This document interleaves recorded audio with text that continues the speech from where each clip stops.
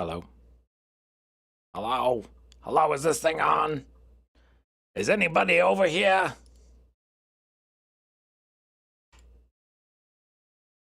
Good afternoon, everybody. Welcome back to RC with Adam. My name is Adam. We are doing things a little bit different today. This is our live stream Q&A help session therapy time for drones and 3D printing. And usually we do it at 11 a.m., but the boss man said, hey, I'm changing up your schedule. So I said, okay. So we're going to do this today at 4 p.m. And we might switch over this time. I don't know. But in any case, welcome. I'm glad that you're here with me. We'll see if we have anybody who watches at this time of the day. I know sometimes, at 11, it seems to, well, it depends. But sometimes it works better for some people. But that's okay. We're going to roll with it. And what are we here for? What are we doing? Well, that's kind of up to you because I'm going to be answering as best I can any questions that you have about 3D printing and FPV drones and regular drones and drone filming, drone business stuff, 3D printing business stuff, 3D printing. I think I said all of that, but pretty much stuff in that area. And, I'm a YouTuber. So if you have related questions about YouTubing, making videos and such, maybe I could help you with that. Although ironically, I still feel like that's not really my expertise, even though I've been on YouTube for about 10 years or so now and have several videos. I'll go ahead and share my screen with you. Just kidding. Share my screen with you. It's just a silly little joke I like to do. So this is me, RC with Adam. I've got a few videos. I think, a few hundred. Oh my gosh, 918 videos. Well, I think that counts shorts. So I don't know, probably 400 actual solid videos, but I am really into 3D printing and drones, and I love teaching about it and helping you guys solve problems with it because I know what that feels like when you are so frustrated that you can't get something to work, and also the fantastic feeling and the empowerment of overcoming problems and being able to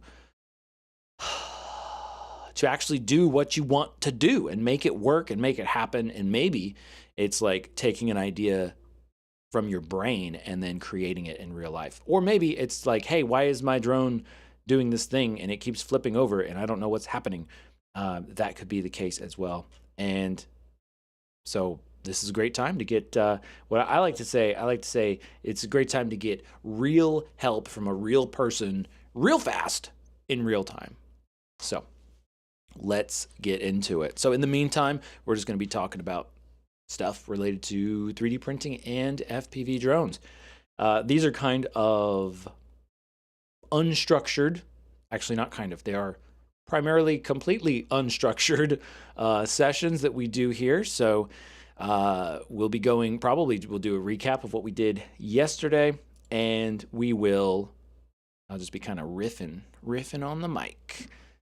See what we can do in between questions. So if you are a beginner in drones and 3D printing, you're interested in it, you're like, I don't know, what's that all about? Well, this is a great place to ask those questions. Or if you are into it and you're like, yes, I know this is the best thing ever, but I have this problem that I can't figure out. Help me fix it. That's a great time. Now is a great time to get into that as well. So let's kick things off. Like I said, this is RC with Adam. My name is Adam, and I'm here to help you as best I can. So I do have a lot of tutorial videos and stuff, but there are a lot of tutorial videos, and you can find a whole lot of stuff on YouTube. But I will say I do have some playlists that are where to go, like the Fly Sky playlist. That's a great option if you have that type of transmitter. We got the interesting projects if you just want to see something interesting instead of having a problem to solve, because I love doing crazy projects, making propellers out of credit cards and what else. Yeah, that was dumb. That destructive testing on a propeller. I don't know why I did it the way I did it, but that's embarrassing. But it's up there. And other kinds of builds and 3D printing stuff as well.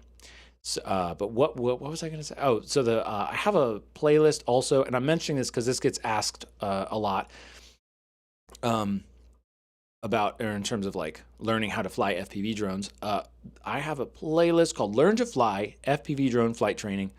It's a few years old, so it's a little bit dated, but really all of the concepts are still going to apply to your standard, your very common FPV drone.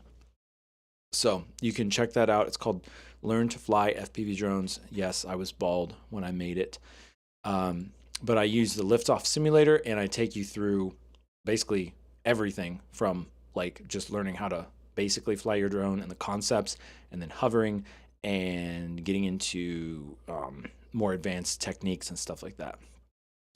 Ding, ding, ding. Let's see here. Kartik 210. I'm going to call you Cart. Cart on YouTube asks how to stop PETG from peeling from the bed. That's a great question, and that needs to be in my frequently asked question.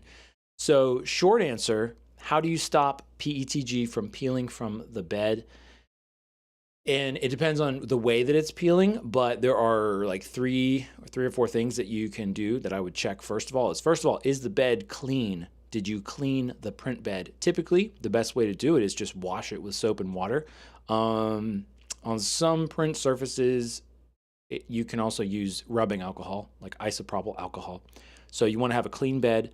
Also, the bed temperature. Typically, if you increase the bed temperature, the print bed temperature, that's going to help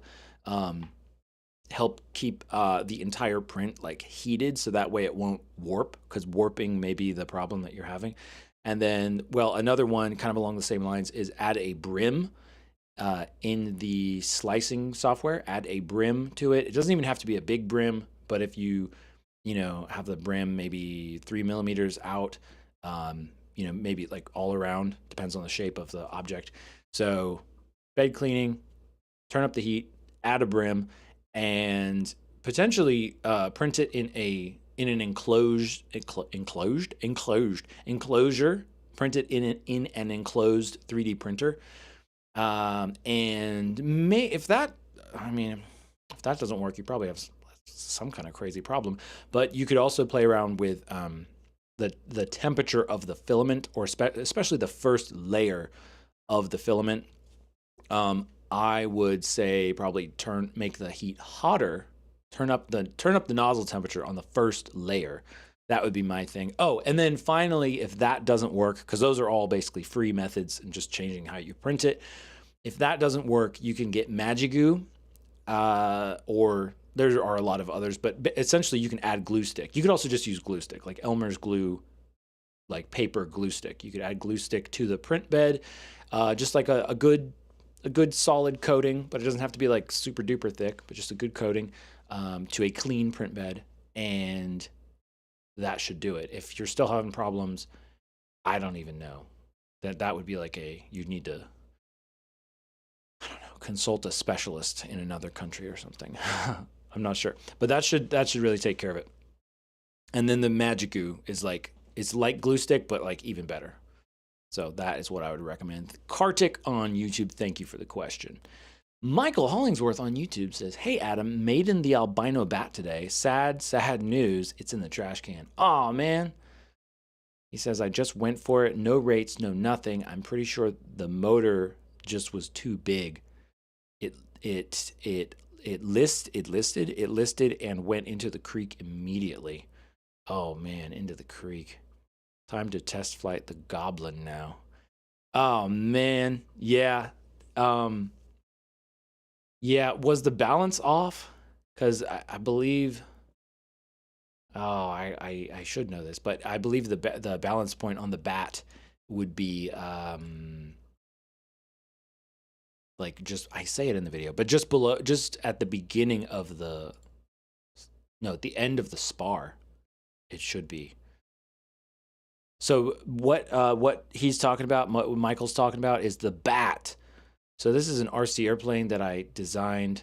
Let's see, most of this video is just my face. We don't want to see that. We want to see the bat. So here we go. So the BAT it stands for Backyard Airplane Trainer. This is an airplane that I designed like when I was very new to RC airplanes. This is so exciting. And All right, and with the thrust angle and it's basically made for flying in small spaces. This backyard, this isn't a super small backyard, but you can fly it in really small spaces, and it's a lot of fun. Some people think it's like a flying wing kind of, but it's really not. It does have a fuselage, but you can do some really cool tight maneuvers with it, and kind of like some high alpha kind of stuff. So yeah, sorry to hear that, Michael, but you know what, at least you gave it a shot, and that's the important thing. And bonus points if you filmed it, because then at least you have an epic crash that you can look back on. Let's get a little altitude, see if I can do a loop with it. There we go, did a loop. So it wants to go to the right, so I'm just gonna, for now. And if you want to get the free like build plans, I say quotation mark around plans, because like I just drew this out on graph paper, and then I like scanned the graph paper. So I'm in the process of updating those plans right now. But if you want to get those, you can get those from RCwithAdam.com under the flight section. And you just like put your email in so then I can sell it to China. No, I'm just kidding. I don't sell emails or anything. But you just put your email in, and then you get on like the email list, and then it will automatically email you the download link for the plans, and then you can unsubscribe from the email list if you want. The whole airplane minus the battery weighs exactly approximately 8 ounces, which is like very light. And again, this is just Michael says he's going to rebuild it with the 1806 motor. 4-channel wing, and so I'm pretty. Yes. Okay, here we go.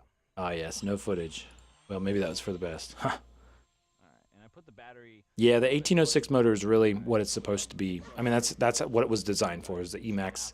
It was actually the flight test Power Pack A pack is what it is. So if you wanted a power pack for it, that would pretty much be what that would be. The thing would be the flight test Power Pack A, at least at the time. I'm not sure if they changed it or not. I'm not sure if they changed it, period.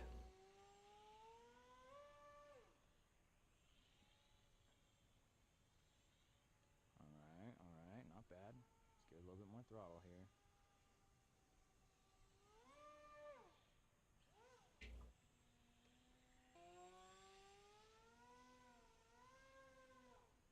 There we go. Kind of a hammerhead.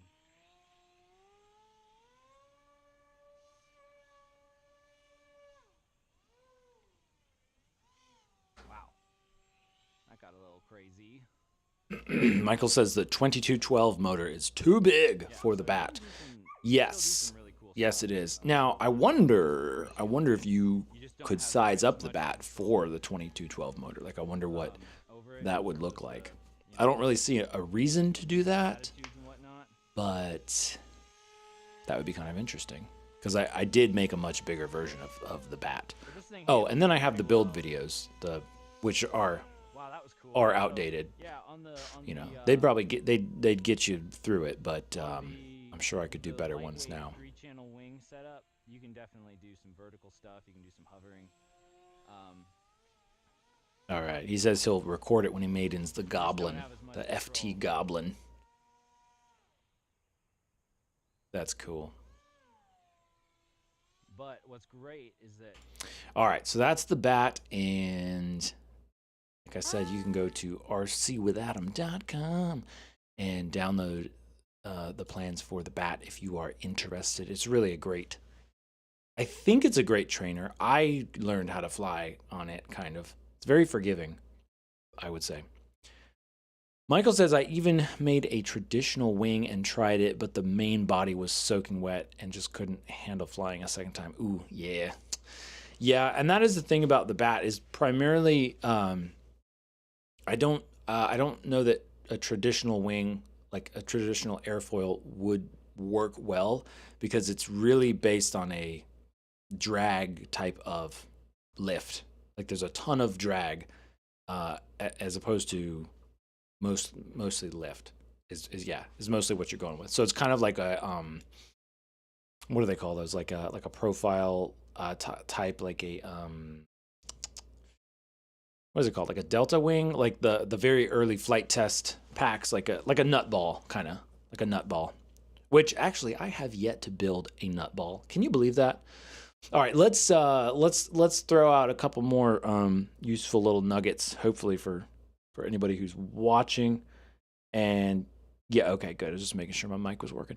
So when it comes to 3D printing, let's see. Boom. I always like to mention this print quality troubleshooting guide, and also for Kartik, if you're still watching on YouTube, this could be a useful resource for you, potentially, if you're having some issues with 3D printing.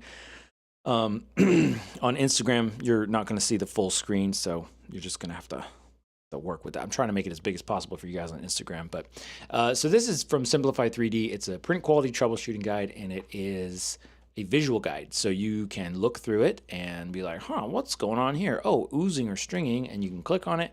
And then you can learn what those things are. It's like a little field guide. And then it'll also give you some solutions, some common solutions and stuff. A lot of these are not so common now with modern printers, but they still absolutely happen because, it's not just the printer, it's also the filament is part of the whole situation. So sometimes you could get like bad filament or moisture in your filament, or, things don't work right. So I always like to mention that. Also, right now, my top pick, I think, did the price just go up? Oh, it went up like $5. Come on. My top pick for a beginner 3D printer, for like a basic 3D printer, would be the Centauri Carbon at $285 USD. I don't have this one, so I want to just disclaim that. I do not have this printer, and I have not personally used it, and I have zero affiliation with Elegoo, so this is not a paid advertisement or anything. But I came across this, and also some people in the chat have said that they have this, and it works really well. And it just looks like a really solid, very versatile, basic printer. I say basic because it doesn't do multi-filament printing or multicolor printing, so it's just one spool, but it's enclosed, so you can print with more specialty stuff, which kind of like we were talking about with the PETG, that potentially could help. It's having it in an enclosure, and it keeps the dust out and stuff. So I like it, but I also just like to mention that the Centauri Carbon 2 combo is coming out. So that's why this one is discounted, because it's at a lower, or the new model is coming out basically. Pardon me. Wow. So that's why. So is the Centauri Carbon 2 a good buy if you want to do multicolor 3D printing? I don't know. I'm not sure. I know there's another one from FlashForge that's kind of similar to this that I don't know if I'm going to be reviewing it or not. They reached out to me about that, but they haven't gotten back to me. So, yeah, I'm not totally sure about that. Anyway, we're not going to do a whole in-depth review on this thing, but I just like to throw that out there, because typically I would say Bamboo Lab. I say Bamboo Lab with the if you look at the P1S, the P1S is pretty similar to the Centauri Carbon, but you have multicolor printing capability with the P1S. But it is going to cost you more because you got to buy the AMS. But typically I would say like the A1, potentially the A1 Mini. And yeah, I would say Bamboo Lab still has like the best plug and play ecosystem. However, how do I put this? It's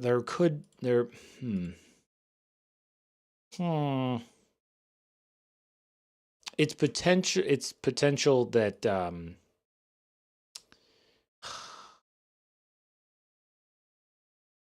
I don't know. There are certain things about the Bamboo Lab that I don't want to recommend people, because it's kind of like you're kind of like trapped in that ecosystem in a way. I shouldn't have said anything probably, because I don't actually have enough information or my thoughts formulated on that. So we'll just pretend the last couple minutes didn't happen. Michael Hollingsworth on YouTube says, any idea on how to dry out a lipo pack or how to dry it out? Well, yeah, well, I mean, definitely, I hope you didn't use it because you're probably using it if it's wet is worse. Yeah, to dry it out, I mean, probably just like with any electronics is like stick it in a bag of rice or a yeah, I would probably take like a Ziploc bag filled with dried rice and then stick the lipo in there because then the rice will soak up the moisture. That's the idea. I would not put it in the oven. Don't put it in a microwave. Don't use a heat gun. Don't even use a hair dryer. Definitely don't use a fireplace to dry out a lipo battery. So I would recommend the rice. If you have I was gonna say if you have a filament dryer, maybe you could put it in there with rice, but that's probably not a good idea either. Don't do that. Just do the rice. I would try the rice. If you are careful and if you need to, what you could do is cut off the wrapper, the plastic wrapping around the battery.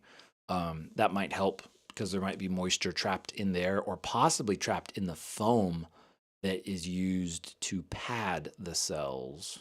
So that may be a good point. Michael says only has a small amount of water under the heat shrink. Yeah, I mean, well, if you remove the heat shrink, then you won't get the heat shrink back. But you know, you could give that a try. Don't poke holes in the heat shrink because then you'll poke holes through the battery pack, and then you'll have a very energetic day. That's a joke. I just mean it's going to catch on fire. So probably not a good idea to do that. I would just do the rice and see how that works first. All right. So those are potential options for beginner 3D printers. I'm still looking at, is it on here? I'm still checking out the Snapmaker. I'm excited about this one. And again, I'm just mentioning this because I think it's super cool. I'm excited about it. I don't have it. I've seen a review on it. I think this is going to be a game changer for me personally, for all the business stuff that I print, all the printing for the business side, not so much for like just random, like a lot of the printing that I do for fun is like more utility mechanical type prints, but then for fun fidgets, this would be really fun because then you could do multiple colors, multiple like potentially like TPU and PLA, all kinds of different cool stuff. Yep. So if you are interested in a multicolor printer, I would check out the U1 because I am also checking out the U1. And if you need filament, I always like to mention that 3D Fuel is my go-to filament. Like right now, it's almost literally the only filament that I have. And that is because I like the company. I like that it's American made. But more than that, I've been using this like ever since I got into 3D printing. I think 6 years ago. And they've just gotten better. And I really like the atmosphere. I like the customer service from the company, and it's really good. Well, obviously the filament, right? And also because I'm such a mechanical kind of guy, I don't as much care that it's not like sparkly or rainbow or something, but the Tough Pro PLA Plus is very sturdy, very durable. So I really like that. Michael's got to go. See me tomorrow at 11:11. Yes, I think we will be here tomorrow at 11:11. I don't think we're going to switch over to the afternoon time just yet, but we might be as my schedule gets busier. But yes, tomorrow at 11:11. Thank you, sir, for stopping by. Wow, not a whole lot going on over on the Instagram side of things either. Probably because at 4 p.m. Eastern, everyone on the East Coast is probably like wrapping things up for work. So they're probably not like watching videos, and it's not after work. and it's not on a lunch break, and it's not even during dinner time. I may need to rethink this 4 o'clock idea. In any case, check out 3D Fuel if you need some super durable filament. And they have a whole lot of colors too, which is really cool. I need to make a video about all the colors that they have. I will. I will. But, oh, and you can use my affiliate code. So I do have an affiliate. I am affiliated with 3D Fuel. The code is RCwithAdam, right? Who'd have guessed that? And you get 10% off your order, and then I make a small commission off of that order at no cost to you. So, but that's not why I'm showing you guys this. I'm showing you this because I actually use it and I really like it. Okay, and what else what were we talking about? Let's scroll through here. Yeah, go get some rice, Michael. Dry out that battery. In fact, why don't you just duct tape the rice to it and just fly it. Just fly it with the rice, just in case you land in something again. I'm just kidding. It doesn't work like that. But yeah, rice should dry it out. And we were talking about this little model here, this little Breeze X flying wing, 3D printed. We were talking about that. That's strange.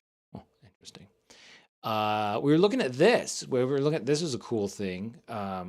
We just kind of slapped together this Learn to Fly FPV Drones roadmap. This was created with lovable AI, so I haven't gone in here and edited stuff, but we went through this and it's kind of cool. Maybe we'll do that. But we actually haven't finished going through this other one that I was playing around with, which is essentially, it says understand the different paths, costs, and learning curves before you buy your first drone. So yeah, I haven't edited this one to rephrase it exactly how I would like it to be, but it's pretty darn cool. And this is a question that we get a lot. Like, and I think actually it might even be a question that people should be asking, but don't ask because they don't realize that they need to ask the question. But the question would be, what's the difference between FPV drones and like normal, boring photography drones? Well, they're very different. I have a video explaining the differences, actually, so you can go look that one up as well. It's probably like FPV drone versus DJI drone or photography drone, something like that. So it's kind of cool. Basically, the FPV drone is in orange. The photography drone is in blue. So learning curve, steep, weeks of practice. Photography drones, gentle, same day flying. It is steep, but if you could spend like a few hours on a flight simulator and probably like be able to fly decently. So maybe not weeks of practice, but days of practice, let's say. I mean, it depends on how much time you have to spend on it, right? Hands-on factor, FPV drones, very high. You build and repair. Camera drones, low, ready to fly. You send it away and let the magic drone fairies fix it if it gets damaged. Starting budget, FPV 400 to 700. Yeah, kind of. Photography drones 300 500. Yeah. I would say so in terms of just getting into it, just getting started with it. And then anyway, it goes through this stuff and then it basically explains more of that down here. Unfortunately, it's kind of like split into 2 columns. So, I guess I could do that for you Instagram people. We could kind of have it like that. Let me see if that shows up right. I think it does. So FPV drones, we got the pros, cons, cost breakdown. That's kind of cool. Not 100% accurate, like I said. Learning roadmap, get a simulator, buy a radio, tiny whoop time, get FPV goggles, move outdoors, specialize. That's mostly right. Yeah, simulator, radio. Or potentially, I would kind of recommend potentially getting an all-in-one kit or ready to fly or RTF kit.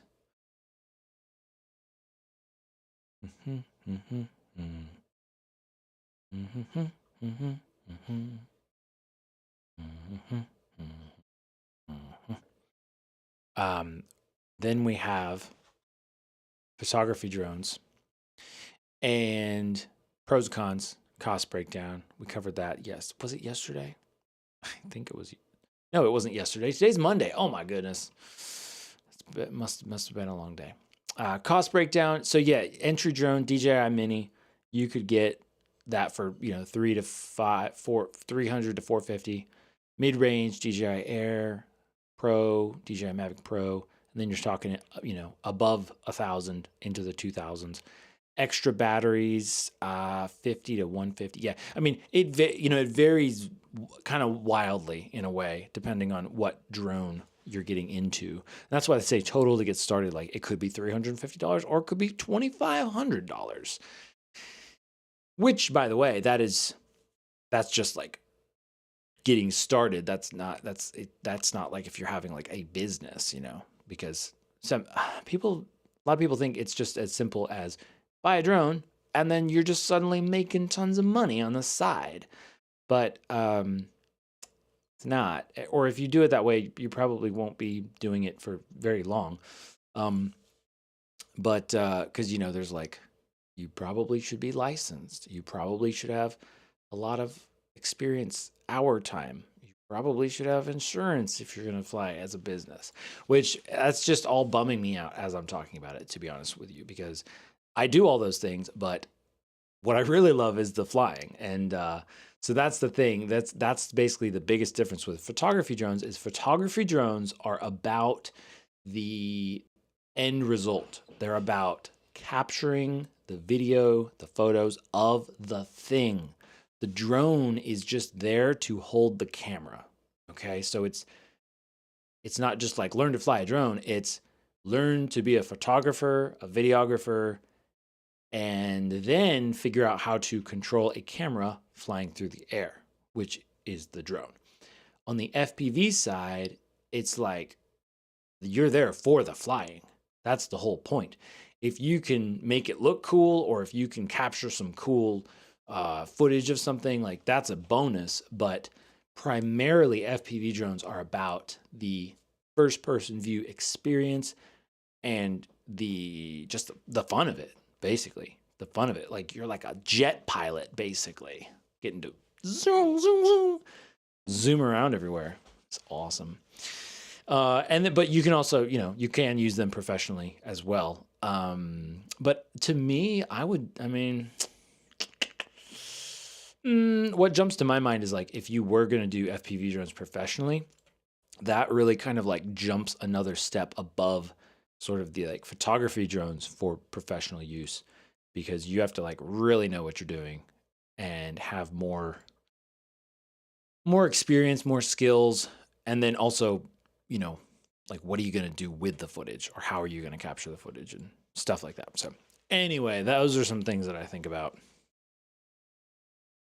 when it comes to FPV drones versus camera drones.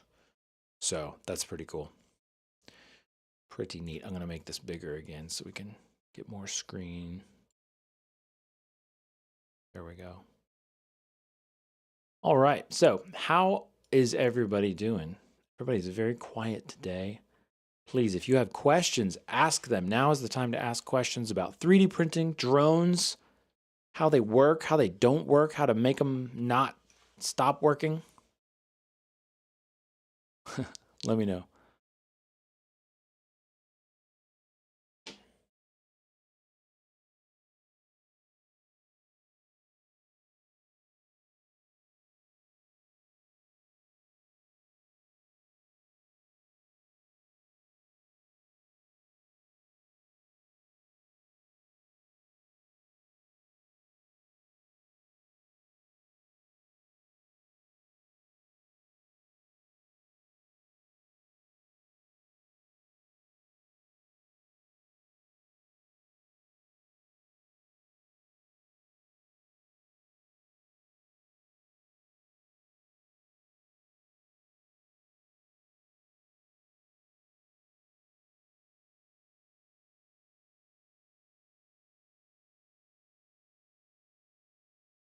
So, with FPV drones, one of the things, and I think that this is let's talk about this. So, we're talking about FPV drones. This is where it can be kind of complicated. So basically, FPV drones, they're not like, it's a very broad category. Like to say FPV is in first person view drones, and people would say, well, aren't all drones FPV drones? Don't you look through the camera of the drone for all the drones? Well, yes, and so that's why it's kind of a misnomer, because first person view drones, what it really means is dynamic high performance drone is a better way of explaining it. Now the thing is, those high FPV drones, as a dynamic high performance drone, that could be a dynamic high performance drone that, weighs like 50 grams and is like, it can fit in the palm of your hand, and it's very, very small, but you can rip around and do crazy stuff with it. Or you could have an FPV drone that flies just like that little drone, but it weighs like 5 pounds and it carries a big old camera, and and it costs $30,000 or something. So it's really a huge range, and then also the FPV systems as well. So let's take a look at Cadex. So Cadex, they are an FPV company, Cadex FPV, and so they make well, they make all kinds of stuff, drones and goggles and whatnot. So if we go to products, go away. Products. Let's see. So Cadex FPV. Where are the far sight camera? I have not seen that one. What? Interesting. Okay. The point of what I was trying to get at here was, you have analog and digital. Those are your two main categories of types of cameras. Now, we're talking about the flight camera, or what would be called the FPV camera. We're not talking about the camera that we use to film something, although that there can be overlap, because some systems, like not this one that we're looking at, this is an analog camera, and notice it's $30. It's very cheap. But some systems, like the walk snail system, this is Cadex FPV's digital FPV system. And let's see, what would be a good one, like ProKit, single ProKit. Which one? The Avatar V2? Maybe, I don't know, one of these. I think all of those offer onboard recording. So this one specifically offers low light performance. But something like this, where you have a larger, what would be called like an air unit, like the video transmitter unit, that is the digital is going to be usually larger and heavier, and the cost is going to be a lot more than analog. But it's going to allow you to record while you are flying. So you use that camera to see where you're going, and also to record video, and higher quality video. You can record analog video, the DVR, with a DVR, which is typically built in now to the goggles. So the recording unit would allow you to record the analog, but it's not going to look good, basically. We've got Real Raxus on YouTube says, who are you talking to? I guess I'm talking to you. I guess. I'm talking to the world. We are live all around the world on YouTube and Instagram right now. And what we're talking about is FPV cameras. And so I was just kind of trying to explain the difference, give some examples of different types of FPV systems. And basically, you have analog, which is like cheap. You could get the camera, the video transmitter, the antenna for like $50. Then you have digital, like from Cadex FPV, which this is a good system. Well, I have not personally used this system, but I'm using this as an example of like a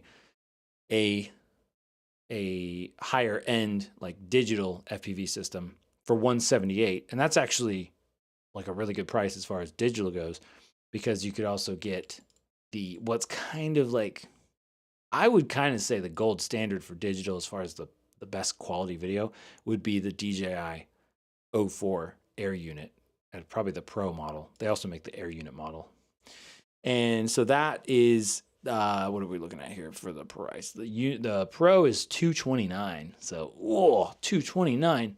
So that's for the VTX, the camera, and the antennas.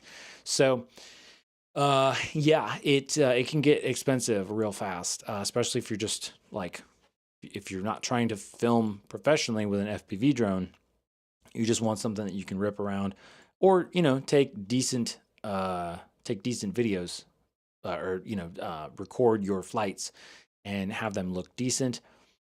That's pretty darn steep, to be honest with you. But you kind of get the best video quality. So if you needed to film for like professional use purposes, you want to put this on a larger screen, you want to I don't know, film in slow motion, you want to be able to color grade the footage, basically make it look as good as possible. This is probably the way to go, but it is more expensive. So that is why. So I say all that to explain that is why if somebody's like, oh, I want to get an FPV drone, it's like, that's kind of one of your biggest options that's going to change the the price of the whole package. Real Raxus on YouTube says, do they all come with a Starlight sensor?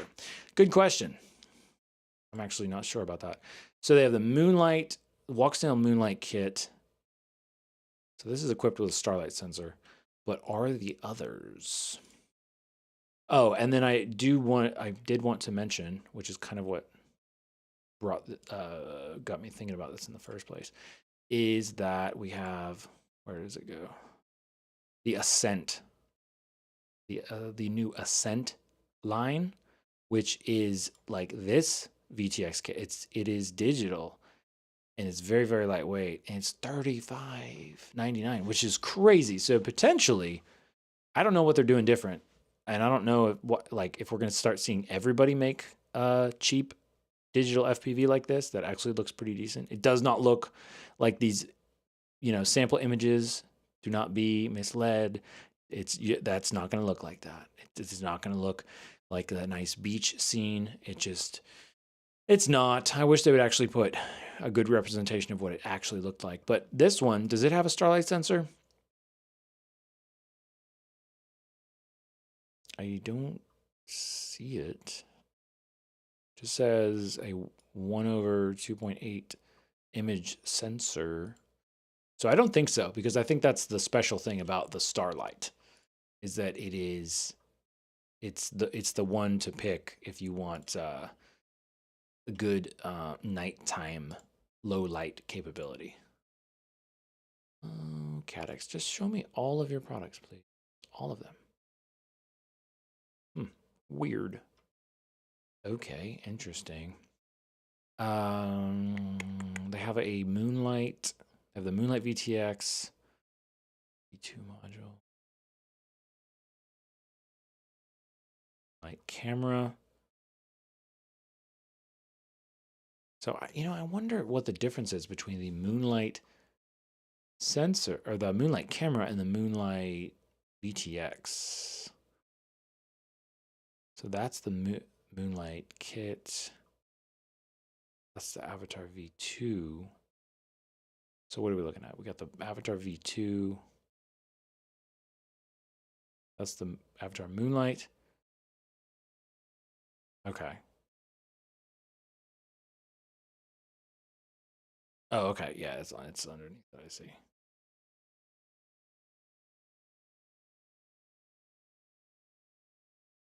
That one says Moonlight camera.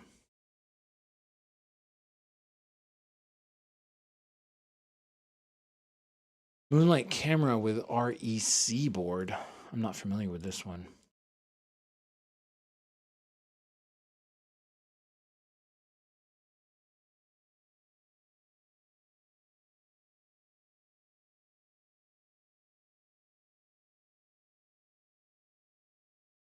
Okay, this is nice. It looks like actual images.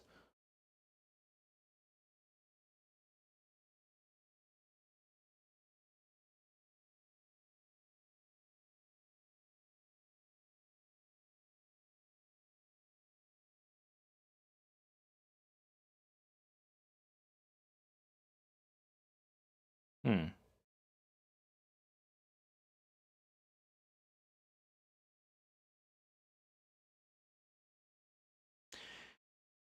I don't understand. I don't know what this rec board is. What, like, why they would call it a rec board.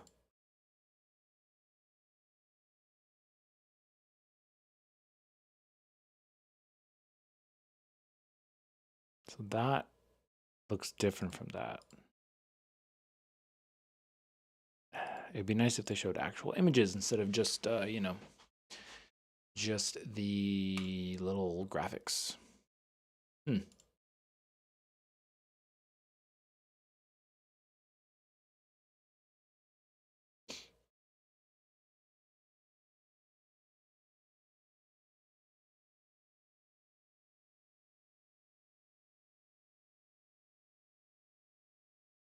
Hmm.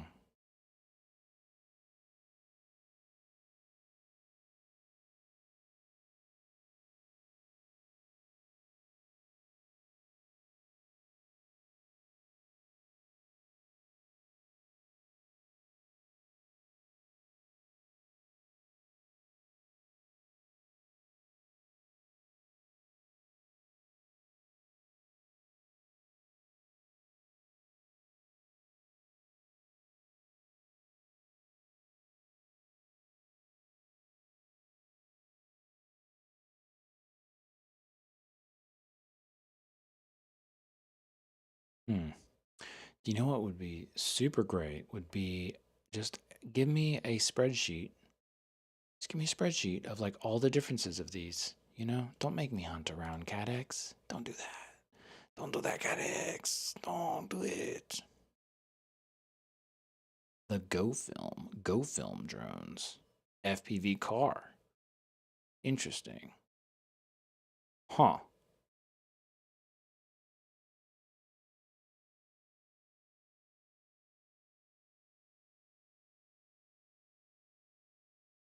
Fascinating stuff. I kind of wonder, like, are we going to look back at FPV stuff, like FPV films or FPV, you know, shots and be like, oh yeah, that was back in the early part of the century when people figured out they could put, cameras on these drone things and fly them around and they're just like all over. That was like such a fad. And then we'll have like some other thing later on. I don't know. Could be. Could be. But I think what's going to be interesting is I think we're going to get away from, or maybe not get away from the what would you call it? The style, the like the Dutch, what do they call it? Dutch angle, Dutch roll. The I can't think of the phrase for that, but get away from this sort of like looks like you're a bird flying through the sky. Um, or at least we won't have to have it be like that.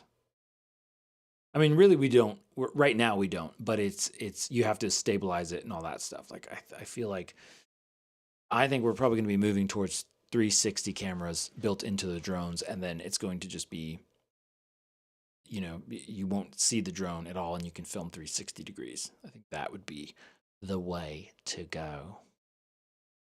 Yeah. So, all right. Let's see what else. Do we need to cover everything? Anything else? Do we have any more questions? It's so quiet.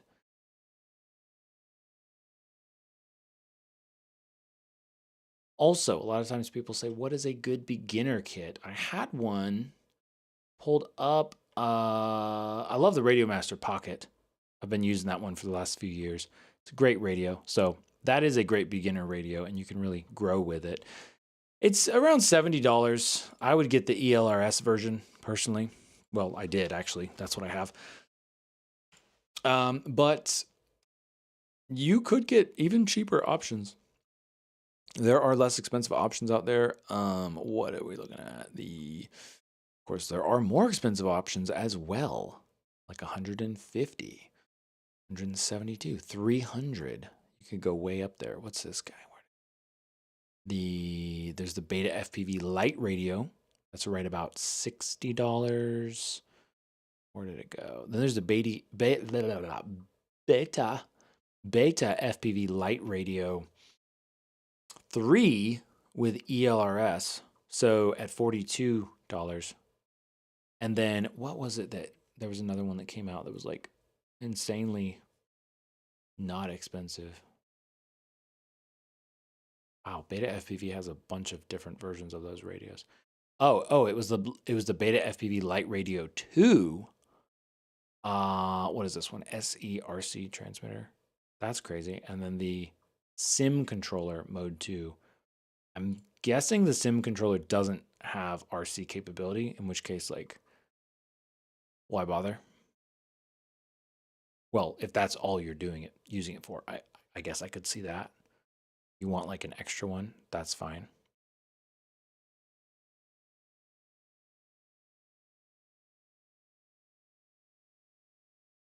Yeah, maybe that would make sense. And then they have the light radio ELRS. ELRS or Express LRS is a like open source radio protocol. So that is the protocol that you would use to connect to the receiver. So you would have an ELRS receiver. Interesting stuff.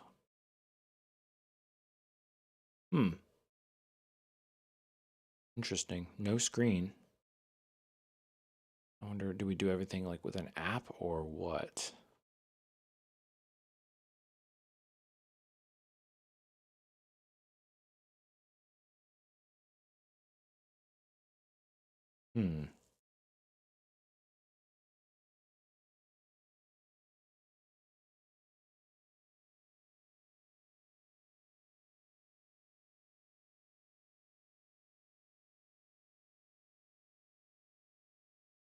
Interesting.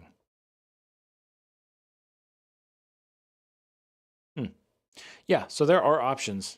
There are very inexpensive options to get into the transmitters, but also you could get like a ready to fly FPV kit, and that would be something like a tiny whoop style drone or a micro drone. So something like what is it? Cetus X FPV beta flight controller. Yeah, probably beta flight controllers would probably what I'd recommend. So something like this, you could get the Cetus X, and I guess that's the transmitter. Was that the which radio is that? It's the light radio 3. So that uses ELRS. So you could use that for other drones too. So you could use the goggles and the radio, and then get a different drone. This is using analog. The analog FPV system. So it's not going to look super amazing, but it's also really cheap and lightweight.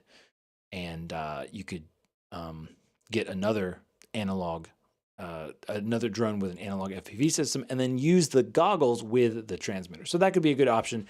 And it's $370, so it's not super cheap, but that way you're like ready to go. So if you just want to jump into flying, and then you could also use that radio and maybe the goggles with the simulator, and then be able to learn to fly and like get started. So that could be a great option, or something like that. Something in that price range is what we would be looking at. So that is what I would say about that. And with that, we're going to wrap it up, folks. Thanks for joining me today. I know it was a little weird today. We're at 4 o'clock. Usually we're on here at 11:11. We will be back tomorrow at 11:11 a.m. Eastern time. So have a fantastic rest of your Monday. Have a good night. Hopefully you get a good dinner, or maybe it's morning where you are, in which case hopefully you get a good breakfast. And I don't know, just have a good night. Fly something, build something, go print something, and I will see you again very soon. Bye-bye, everybody. And that's a wrap.